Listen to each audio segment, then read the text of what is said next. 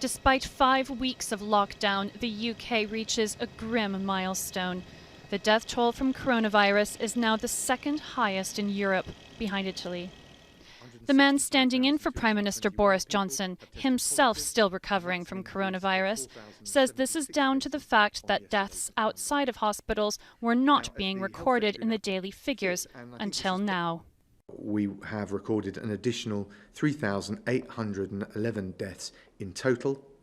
And I think it's just important to say that those additional deaths were spread over the period from the 2nd of March to the 28th of April. So they don't represent a sudden surge in the number of deaths. First Secretary. Rob earlier faced a grilling in Parliament for a Prime Minister's question time where most MPs took part virtually, not in person. Opposition leader Keir Starmer wanted to know why there were still so many people dying of coronavirus in care homes and shortages of protective equipment for frontline health workers.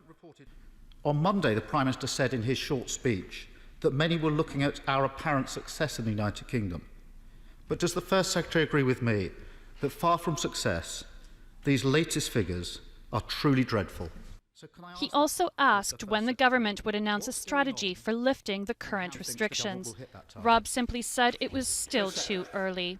But he will know, because I know he's an assiduous follower of the international evidence, that Germany is now having to think twice about easing up on the measures because of the risk of a second spike.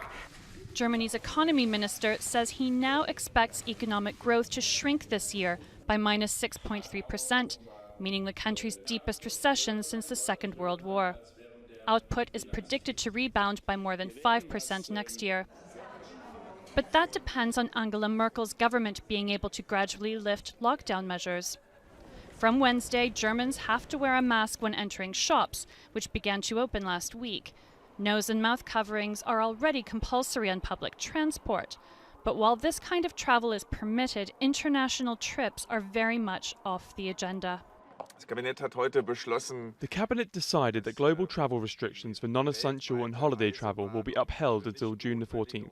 This is a decision that we have had to take because we are not at the point in our fight against the disease to be able to offer safe travel.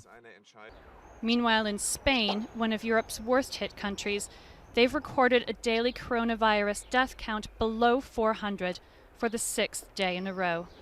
In these somber times, there's reason to be hopeful. Catherine Stansel, Al Jazeera.